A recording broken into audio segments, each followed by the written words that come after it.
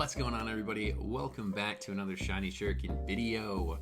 I've got kind of my personal kickoff to PWD Season 3 here today with my draft team analysis or breakdown.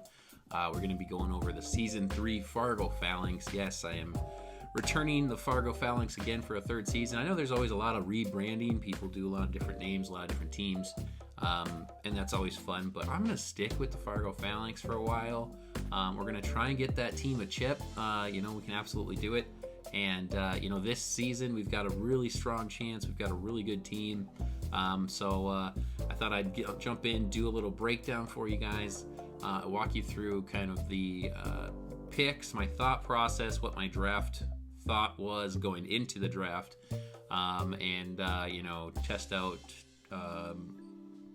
showing you guys kind of what it is without spoiling too much. I'm trying to not spoil too much of my team because I feel like I always give away just tons of tech. But so let's go ahead and talk through it. So when I went into the draft, my first season, I went with a weather team. I wanted to go with a team that I've really never played with. I had like that Hippo, Excadrill core. And that was cool. First season was interesting. It was my first ever draft league ever. And it was fun. Yeah. Second season, I drafted Pokemon that I really liked. Obviously we got G-Max and Teleon last season. And we also tried to draft some new stuff. I wanted to play with a bunch of new Pokemon. I didn't want to draft anything that I already had a bunch of experience with. So, I had never played with Ninetales and Sandslash. And Sandslash was just tough to get going last season. But we found a lot of great stuff in Pokemon like Rillaboom. I know how good Rillaboom can be now. Obviously Inteleon did great. We had a MVP level performance from Surfetch'd. And Drampa was a great addition to the team late in the season. So I learned a lot from those last two seasons. So I took it to this season. We made playoffs. We went to the semifinals. We lost, unfortunately, and it's really tough because I literally was calling out the plays in the playoffs and just didn't make the right play to take the W. We had an unfortunate disconnect, which is really, really a bummer, but it happens, and so I took all of that stuff into consideration when I was trying to figure out my draft plan for Season 3. Now, we got very lucky, and we snagged the 4th overall pick in the draft, which is cool. Very, very, very cool. I think I was 8th I was 11th. I was 11th last season, and I'm pretty sure I had a top 5 pick Season 1. No, actually I might have been 6-ish or something like that, but I remember Excadrill was my number 1 pick. So, but we had 11th last season. We did super well. For having an 11th pick and kind of being in a tough spot in the draft, we put together a very strong team. We went deep into the playoffs. We had a great showing all season. So, hoping to repeat and show that up and make it to the championship here this season. And we've got a really great team. So my thought process, like I've been alluding to, was to actually just put together a team that I can win, with. And I wanted to get, since I had the top 4 pick, I knew I was going to have access to some of those top tier mons. Now, last season's kill leader was Gyarados, but right behind it was G-Max Cinderace because that Libero is so busted. And I knew at top 4, I knew that I was going to have one of those available. So I knew I was either going to get Gyarados, I knew I was going to get Salamence, or I knew I was going to get Cinderace because there's 2 Cinderace between the G-Max variant and the non-G-Max variant. So I was like, all right, let's build a real team. Let's build a team. I want power and I want support. I'm always a balanced player. That's how I do. So I immediately knew my number 1 pick was going to be Cinderace. So, we'll jump into that stuff in a sec here, but obviously I went right after that top tier pick, and then I immediately went into support functions, such as a screen setter, such as webs, things like that, rocks, hazard control, things like that. I wanted all of that, and that was all in my game plan. And then I also wanted some synergy between some of the mons so they could play off of each other. And I wanted to make sure I had a terrain setter first and foremost as well. I absolutely needed to get a terrain setter because it's nice to disrupt others' terrains. There I am giving away tech, but it's really good to have all of that stuff to help control a match. And I think that's one thing that I learned a lot about last season. Probably is to help control a match instead of, I think sometimes I look at a match and I think, all right, turn one, we can do this and we can just go. And now I want to try and kind of point my style a little bit more towards that control factor, and putting things up and making sure that the turns don't get away from me. Because one thing that I did learn to do extremely well last season, it's probably why we went on a whatever win streak we did in the season, plus we made it to the playoffs. And the reason that I go that deep and I get that many wins is because I think my prep evolved in season 2 to another level. So we did super, super well with the prep last season. So all of that compounded and helped me build my draft strategy, which was to build a team of control and balance, but also with some serious power. So let me show you, obviously I've already mentioned Cinderace, but let me show you, of course, the rest of the team. We're going to start with the tiers. Obviously, I'll tell you a little bit. Obviously, you only get one pick per certain tiers. So we have a Gigantamax and Dynamax League, meaning that both can Dynamax. I feel it's a better setup for a league to have both Gigantamax and Dynamax. When you do Gigantamax only, it really hinders kind of the play of both parties. So this just gives us a better option. But we had one G-Max pick, one S tier pick, one A tier pick, 2 B tier picks, 3 C and 3 D tier picks for a total of, that's 11, right? Yeah, 11 Pokemon. So let's go ahead and jump into it. We'll start at the top and go with our G-Maxes. And up first we have G-Max Grimmsnarl. Now, G-Max Grimmsnarl is a Pokemon I have played with before. I didn't try to go just straight down the line and say, okay, I'm only playing with new Pokemon, but G-Max Grimmsnarl is a fantastic support mon. But also, the thing about Grimmsnarl, the reason I like it so much and I've drafted it, I think this is now my 3rd time drafting G-Max Grimmsnarl, actually. Grimmsnarl can be so versatile because honestly, you can surprise your opponent and build an offensive Pokemon in Grimmsnarl, but it of course has that just amazing option to be that prankster support with screens and T-Waves and tricks or switcheroos or whatever the move it is, I can't remember, but all of that stuff, all of the support that Grimmsnarl gets, we forget that it actually has a pretty good attack stat. So let's toss that up on the screen now, and let's take a look at Grimmsnarl's stats and talk a little bit more about what he can do for the team. So like I said, taking a look at Grimmsnarl's stats, one thing that I think a lot of people do forget, and you don't see it often, is that it can be built offensively with a really great base attack of 120. It is a very strong attacking Pokemon. And it can do some work if you can get it off. I've kind of ran a bulk up set or a power punch set as well, which actually helped out and got it going.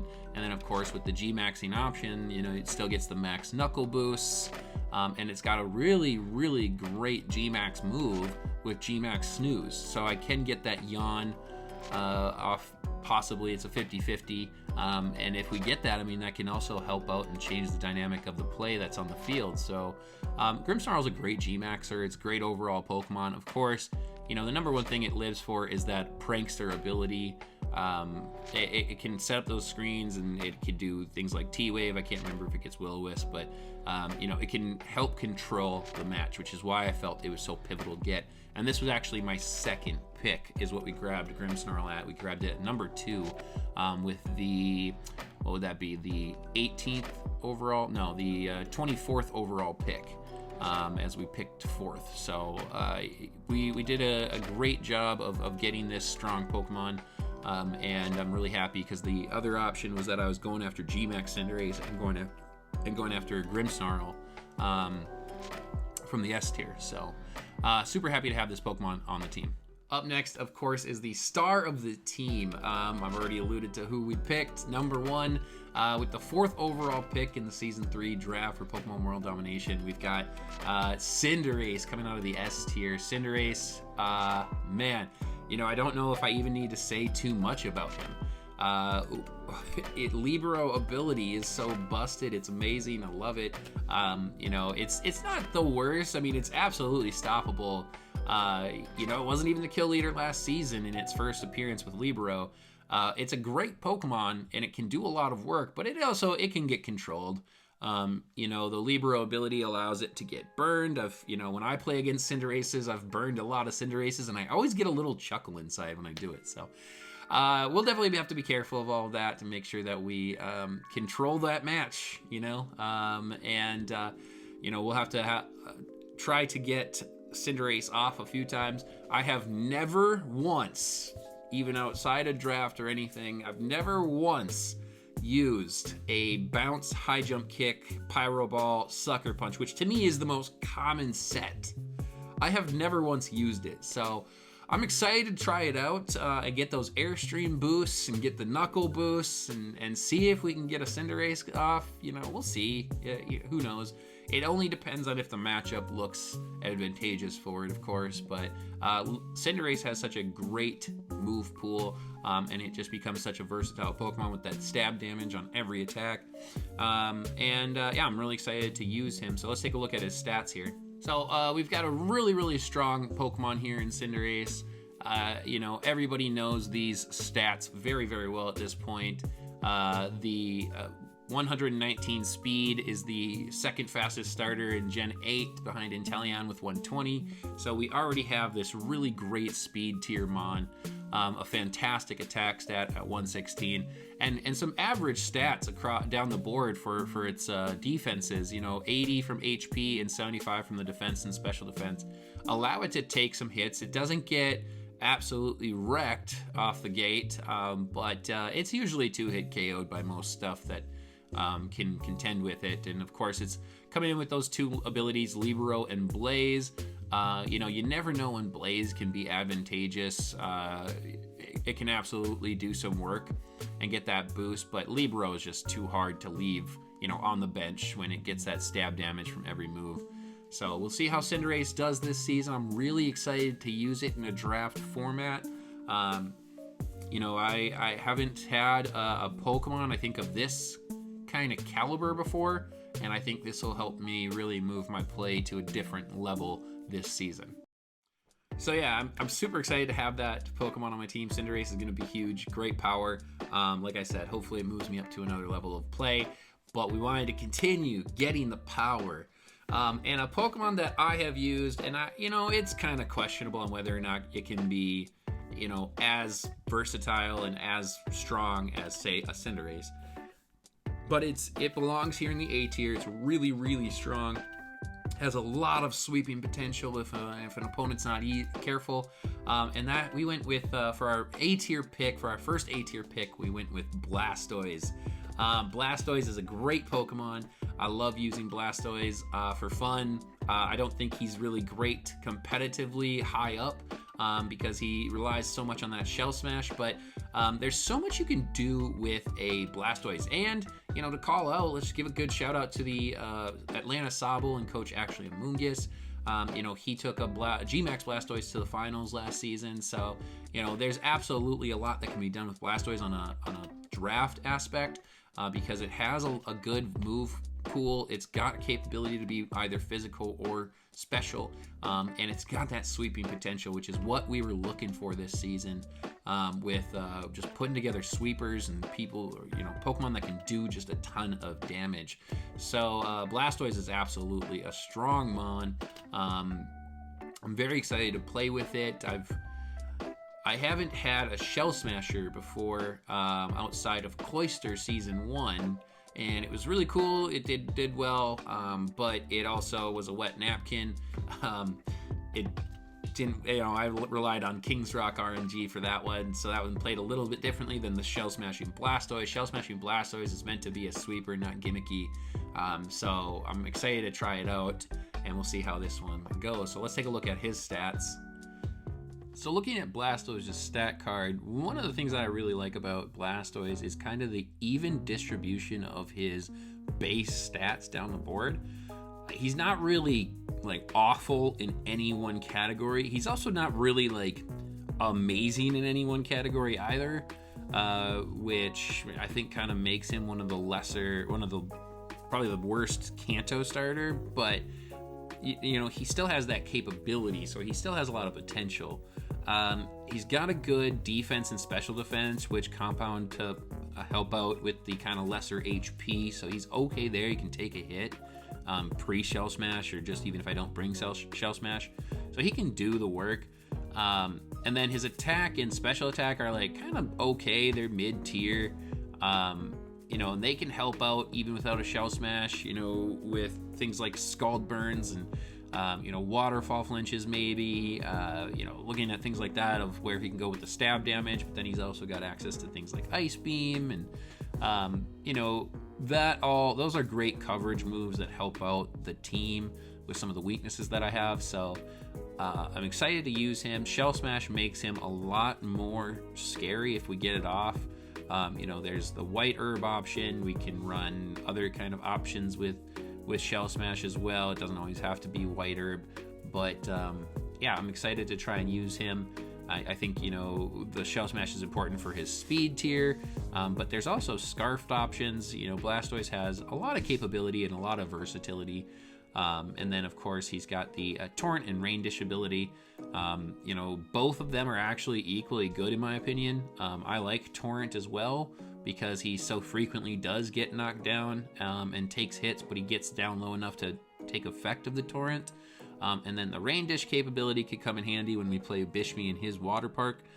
So things like that is definitely what we see as capabilities from Blastoise. So very excited to use Blastoise. We'll see how we do. I'm not a huge fan of Shell Smash anymore. I don't know. I feel like Shell Smash is always just like a sacrifice that you have to make.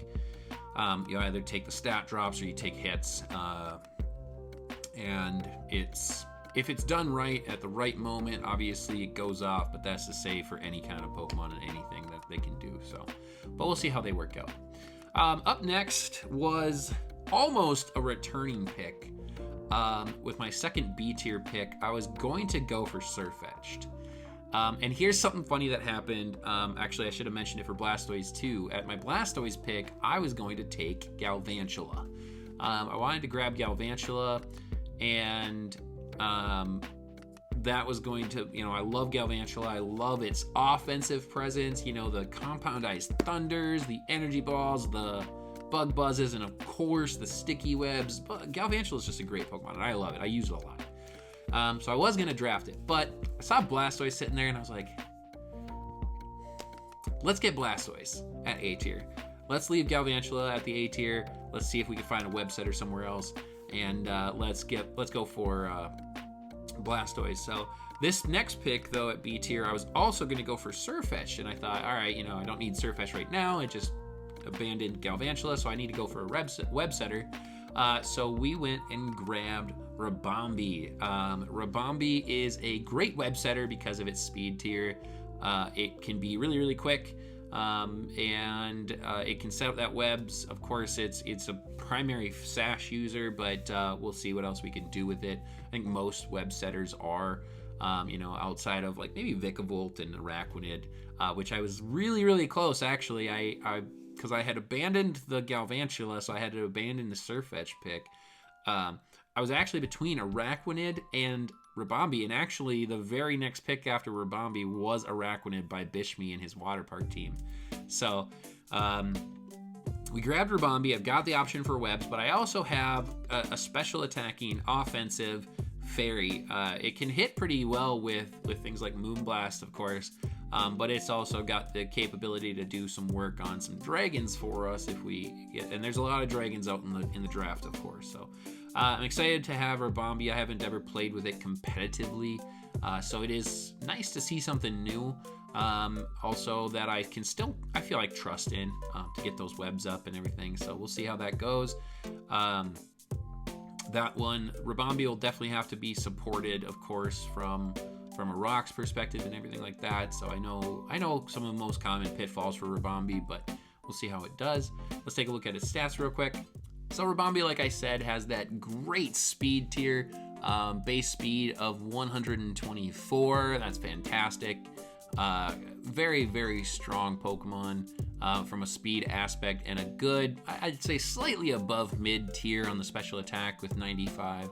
But then it's, you know, it's just such a kind of a wet napkin when it comes to everything else. Its abilities don't really do too much for me. Honey Gather, of course, nothing, no competitive use. Sweet Veil, I believe, protects me from that sleep and shield dust. I can't remember what that one protects me from, like additional effects like hail and things, I think, if I remember correctly. So the abilities really aren't that big, but its speed is really what I'm after. It's got the typing for both Moonblast and for Bug Buzz stabs, which help me out with the Psychic types and the Dragon types, of course.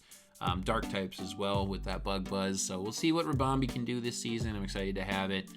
It's wearing its little scarf, and we'll give it a little sash to go along with the scarf. So Ribombee was our first B tier pick. And because I had that web support, I was back on kind of track, I guess. So my Surfetch pick was available. You know, I love Surfetch from last season. I was like, all right, you know, I wanted a fighting type. I think a fighting type is very good in a draft aspect. It helps out because I feel like there's a lot of dark types, and I love Surfetch because of the scrappy ability. So I was at my pick, ready to go, and again I changed my mind. I wanted to play with something new. I wanted to play with a Pokemon that I've never played with, but I've always wanted to. And so we went ahead and we picked up Diggersby at our second B tier pick.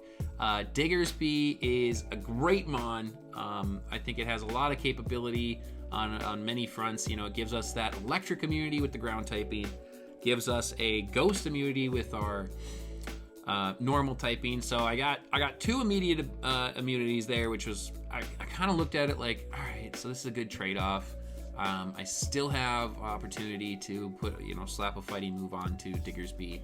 But then I also get to add on the huge power ability. And I mean, everybody knows kind of the gimmicky Diggersby, that maybe the huge power is the only reason it gets up to a B tier. Otherwise, it's not really that great. You know, but the gimmicky portion of like huge power, stab, quick attack, choice band, all that kind of stuff. Obviously it's great. It's got good opportunity to do things there, but otherwise it just gets hindered by some of its stats. So let's take a look at the stats. Like I said, you know, the stats are definitely what hinders it. It's not a great speed tier. It's actually the same speed as Blastoise, but Blastoise has that option to run a Shell Smash and get faster. Diggersby doesn't have that. So we'll see what we can do with Diggersby. I think it might actually have agility, but you know, to set up a Diggersby, you kind of leave yourself at a kind of an opportunity for your opponent to do a lot of work to you. But we'll see what we can do with Diggersby and that huge power ability. I really like that huge power ability, giving me some options to hit some things really, really hard there. Its attack stat is actually kind of mediocre at 56, and so a lot of things rely on that huge power and possibly a choice band kind of play style, but we'll see what we can do to make Diggersby a celebrity this season. Will he live up to the replacement for Surfetched? We'll see. But I'm excited to use it because it is a Pokemon I have always wanted to use. And a side note, we already hunted it. We've already got the shiny. I'm very excited to have that shiny. You know, everybody calls it Bugs Bunny, but I love it. I love Diggersby. I love the design of it. So I'm really excited to play with it for once, and we'll see what we can do with it. All right, so jumping into our C tiers, I alluded to it earlier. You know, I said something about I needed a terrain setter. I wanted a terrain to disrupt other people's terrains. So psychic terrains can mess up priority moves, of course. The Starfall terrains can mess up what I think those are pretty common for pranksters to stop what they do with, you know, things like T-Wave, Will-O-Wisp, all of that, you know, stopping those statuses, and so that's a pretty big hindrance for me with my prankster Grim. But I went out and got a terrain setter of my own, which I really like because it also provides me some defensive bulk. We went and got Pincurchin, Pincurchin's a super fun little mon. Big time support level. It's got spikes and T-spikes. It also can kind of be run offensively, both on a special and physical side, because it's got access to Sucker Punch, which is really interesting to me. So if nothing else, I mean, it could provide some priority support too.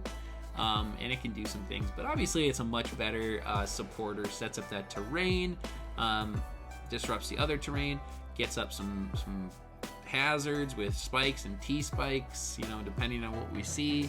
And yeah, it's just, it has access to rising voltage, so it immediately gets to double up on that damage for rising voltage due to it setting its own terrain up. And it can do things like memento out and give me some priority. So I'm excited to use Pincurchin. I've never used it in a draft perspective or aspect, but I've used it. And I feel like I've played it pretty well. So we'll see. I think Pincurchin was the death leader.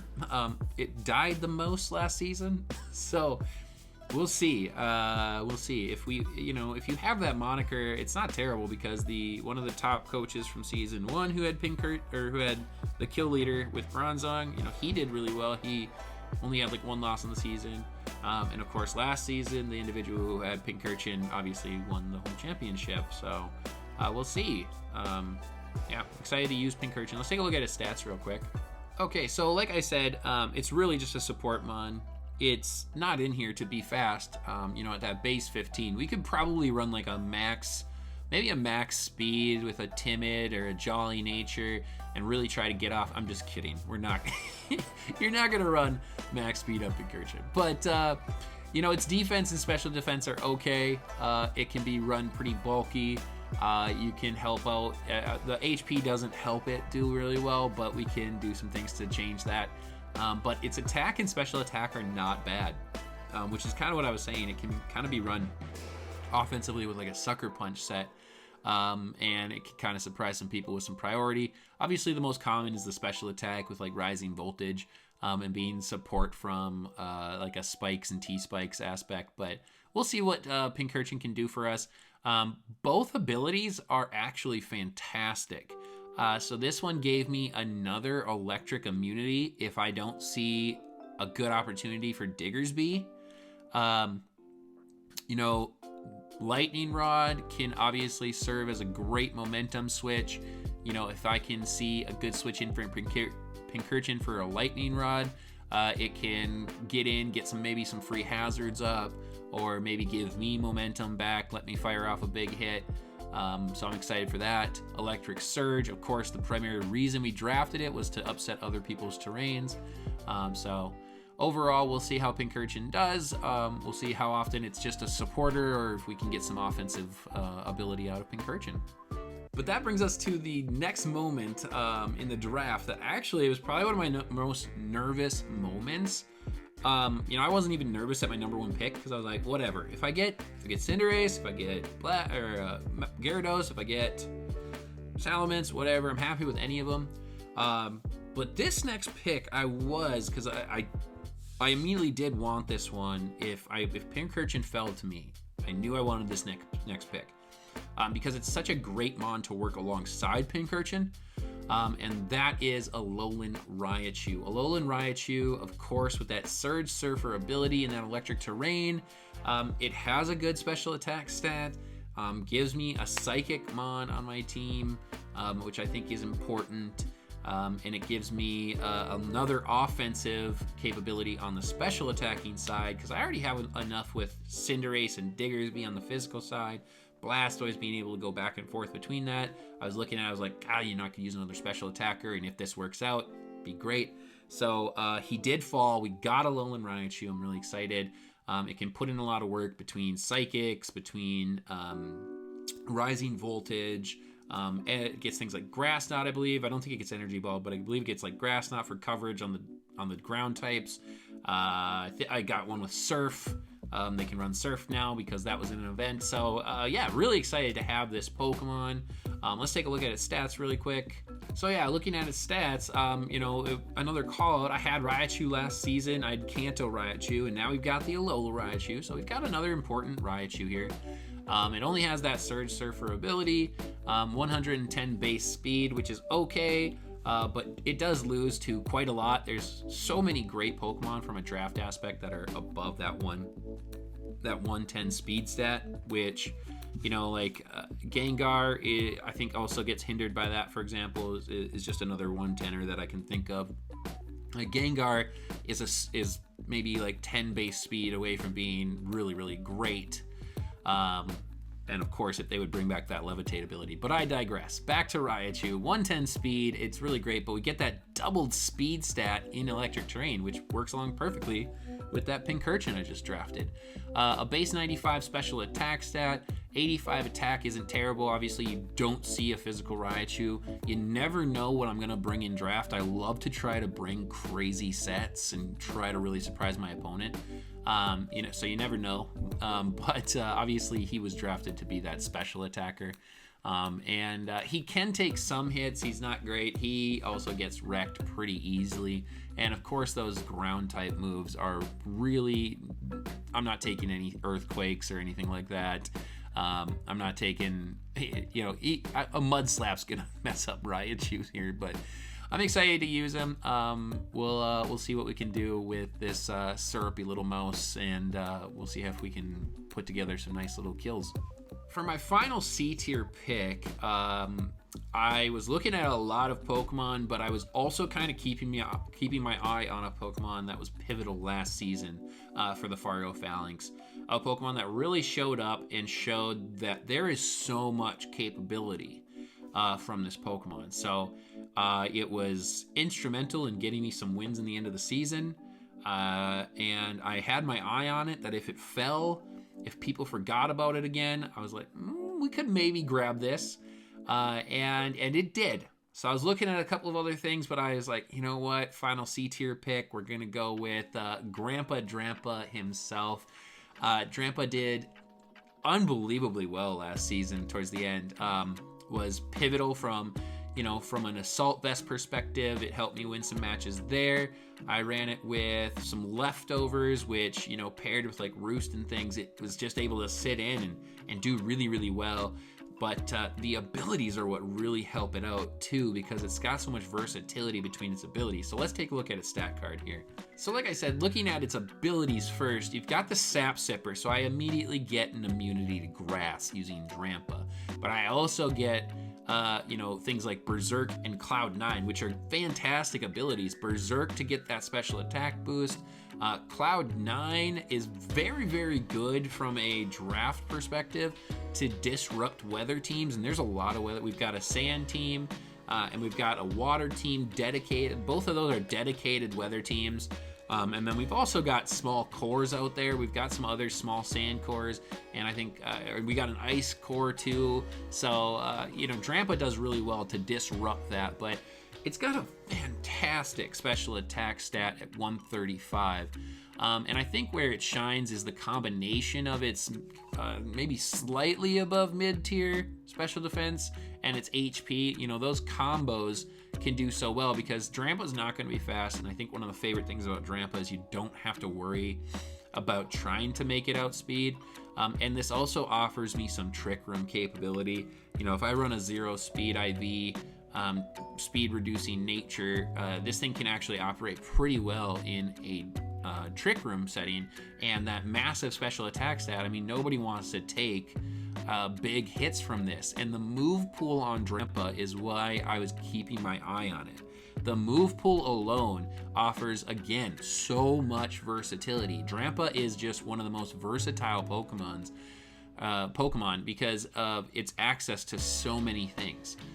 From a special attacking standpoint, you've got Flamethrower, Thunderbolt, Ice Beam, you've got Dragon Pulse, Draco Meteor, you've got Hurricane, just so many things that you can run on Drampa here, and gives him that ability to kind of hit everything. So very, very excited to have Drampa back on the team. Grandpa Drampa coming back for Season 3, our final C-tier pick. We're winding down in the draft, and we're down to the bottom. We're in the D tiers, and D tiers are an interesting pick for a team. You get 3 D tiers, and the D tier is long. There is actually quite a few Pokemon in here, and there's arguably a lot of Pokemon that could be what I like to refer to as steals of the draft. You know, a lot of D tiers have been pivotal for teams in their wins, and that's because D tiers just kind of sometimes go overlooked. But we're going to take a look here and look at our first D tier, which is somebody I had my eyes on, and I got him. I'm very happy when my draft plan works out. So my first pick was actually a pick I was after last season, and the pick before me, actually, it got sniped. So I was 1 pick away from having it last season on the team, but we got it this season, and that is Piloswine. Piloswine is an awesome Eviolite user, thick fat ability. It can be bulky. It adds to some of the support. You've seen that we've got a lot of offensive capability on this team, but we need to have some of those defensive cores. Piloswine is fantastic. It's a great Eviolite user, like I said, but it also gives me access to Stealth Rock and Rapid Spin. So I've got a little hazard control, but I've also got, I thought rocks were important. You know, shout outs to Amoonguss. You know, I know that he loves hazards and he loves kind of that kind of control of a match. So I went kind of the similar route. I was like, I need to have a rock setter. And Piloswine's a great rock setter because it doesn't really get OHKO'd by much. So, you know, destroying it in one shot's not going to be too simple. But Piloswine's going to be a great mon to add to the team. I know I kind of doubled up on my ground support, but this one also offers me an ice type, which I'm excited to have the ice shard priority and everything on it. So Piloswine I felt was a great addition. Let's take a look at his stats and see how hard he'll be to bring down. So like I said, you know, he's a great Eviolite user because he's got that thick fat, but he's also got a great HP and defense combo. Obviously, the special defense isn't fantastic. Like I said, not much OHKOs him. You know, if you have a big time special attacker with a Focus Blast, I don't even feel like I'm giving anything away because a Focus Blast would blow back Piloswine with that with that weakness, but you know, not much kind of hurts Piloswine in my opinion. You know, he can fire back an Earthquake or something on Pokemon that are trying to come in and hit him with fire moves and stuff, and he takes those hits. Thick fat, you know, hopefully we get some good use out of that, but Oblivious and Snowcloak, we'll see how those if those make an appearance. Snowcloak against the Ice Core could be kind of interesting because he could do well against, say, Alolan Sandslash, which I know got picked up on another team, and Alolan Ninetales, that combo was out there, so we'll see. Piloswine I'm just excited to have. I think it's a great D tier mon. This thing is not going to live every single hit. It's not just this unbelievable bulky Eviolite user that, you know, can't be stopped. But it is great. It does offer me that bulk, that movement on the team. So I'm really excited to have Piloswine finally after I was going after him last season and he got sniped away from me. So our next D tier picks, you know, we kind of had our eyes on a good portion of Pokemon, but things were going off the board. And I wanted to find another great Pokemon, and I kind of wanted to complete my Water, Grass, Fire core. And we'll see how good this one is. I know that he has some capability to really wall up, and that's really kind of the theme with my D tier picks. But it's another new Pokemon that I've never played with, but there is a stupid reason that I drafted this. It's because it has an immaculate shiny. I do love it shiny, and it was one of the, kind of in my opinion, the better grass Pokemon that was down in the D tiers for me. So we went ahead and grabbed Trevenant. Trevenant is a cool Pokemon. Gives me a ghost typing on the team as well, so I have some immunity to normal attacks. Not that those are around a lot, but they're there. So I get that ghost typing onto the team, and the grass typing. And he can do some defensive stuff. I mean, obviously, I've seen some tough Trevenants from like a substitute standpoint. You know, Leech Seed, Horn Leech, combinations, things like that. So we'll see how he does. I don't know if he'll last forever, but he's honestly just a great shiny Pokemon. I love him. There is another grass type Pokemon that I do have my eyes on that I might be picking up. So, but we'll see how we do week 1 and stuff. with Trevenant if he comes to week 1. I wanted to see how week 1 and 2 go. And then we'll see if we want to make the swap for another grass type. But yeah, Trevenant. Let's take a look at Trevenant's stats here. Like I said, first and foremost, what a beautiful shiny. I love the effects that they run. Kind of that summer tree with the green leaves to that fall dying tree with the dying leaves and the white. It's just great. What a fantastic shiny. Like I said, he's not god-awful. He doesn't have speed. I actually dislike that they ran as much speed into him as they did. But he's got a good attack stat at 110. His HP, defense, and special defense, those are okay. I mean, they make him a good little tiny wall. He can take some hits, obviously, from things that he resists, and he can do some work. One of the things I'm most excited about having is he is actually my second Frisk user, but I feel like Frisk is super important in a draft league.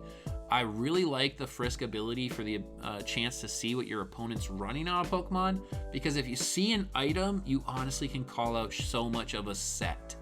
That item really kind of dictates whether or not you see, if you see I'm just going to go real easy here, a whiter Blastoise, there's a Shell Smash. But if you see a Choice Scarf Blastoise, hey, it might not be a Shell Smash, because why would you run Shell Smash on a Scarf user?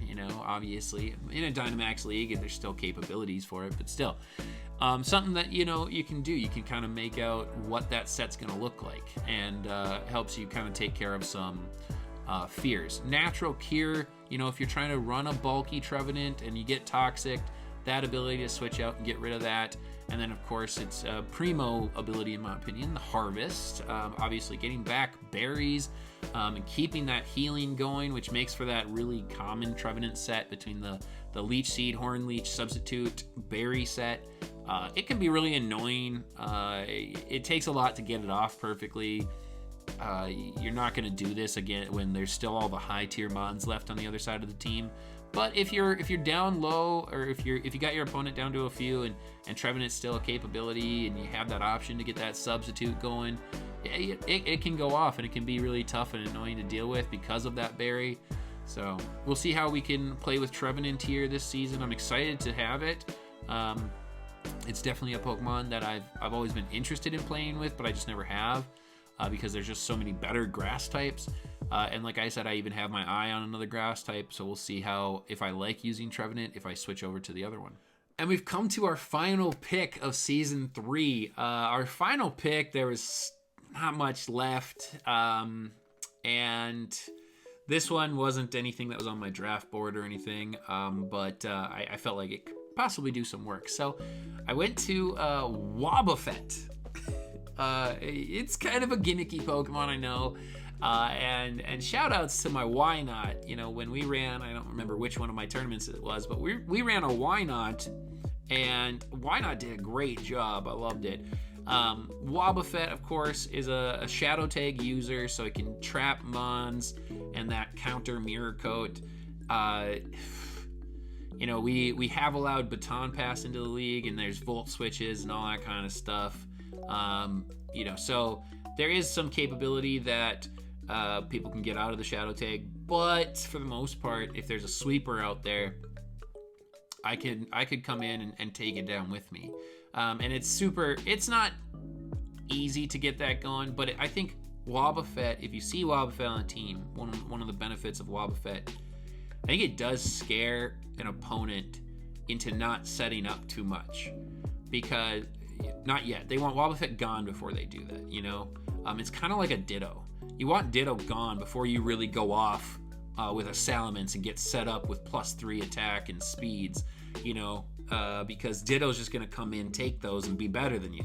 So it's kind of along those lines. Like, I know my opponent's going to want to take this out, so it's going to kind of dictate maybe some of that play, hopefully.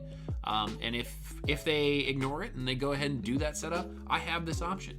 I have this Pokemon that can come in and just take it down with me. So Wobbuffet's a great wall in that sense, because it locks them in, and we'll see what we can do with it here in Season 3. But that rounds out our teams. Let's take a look at Wobbuffet's stats to finish up here. obviously, Wobbuffet, that ridiculous 190 base HP. It doesn't have stats in anything else. Its entire idea is to just come in and body a Pokemon. So the Shadow Tag ability, trapping in Pokemon, to run this thing with Counter and Mirror Coat, to take down some Pokemon. It's get access to Destiny Bond, so it'll take down the Pokemon with it. And, it can't...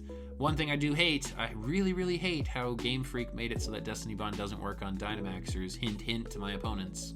But I hate Destiny Bond. I never use it well, so it's not really my number one desire to use when I want to take somebody down. But we'll see.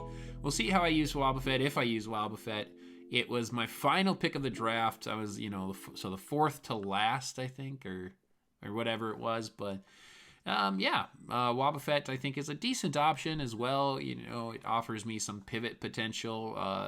It can take some hits and kind of move around, and maybe give me some momentum back. So excited to have Wobbuffet. But that does it for the Fargo Falinks for Season 3.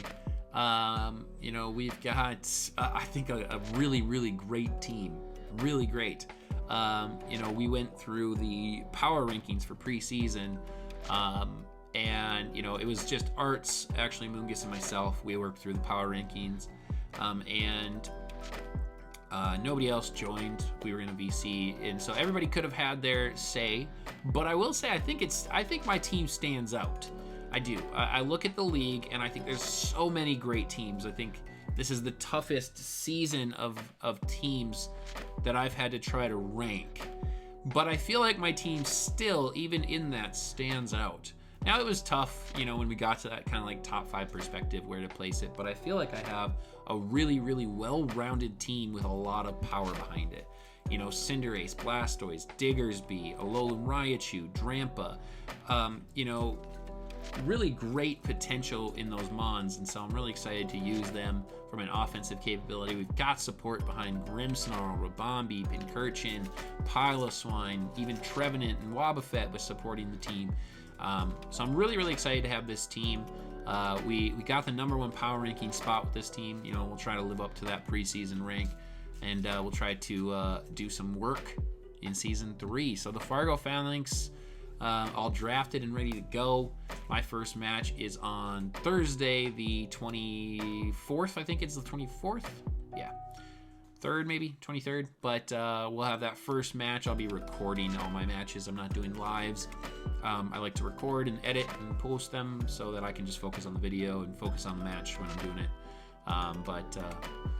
Season 3 is here. The Fargo Falinks are back. And we're going to try to make a run for a championship here. So everybody else, watch out. Make sure you guys like the video down below. Subscribe if you're new. Make sure you keep on coming back for all the PWD action that's going to be over here on my channel, Shiny Shuriken. As I am the commissioner, we'll have some commissioner recaps. We'll have some power ranking videos. We'll have coach interviews. What else were we going to do? Of course, the matches. Things like that. So there's going to be a lot of PWD content coming out over the next 9 to 12 weeks, including 9-week season, a couple of weeks of playoffs. So very, very excited. Keep a lookout for all of that. And we'll see you guys in those videos. Other than that, I'll catch you guys next time. Later.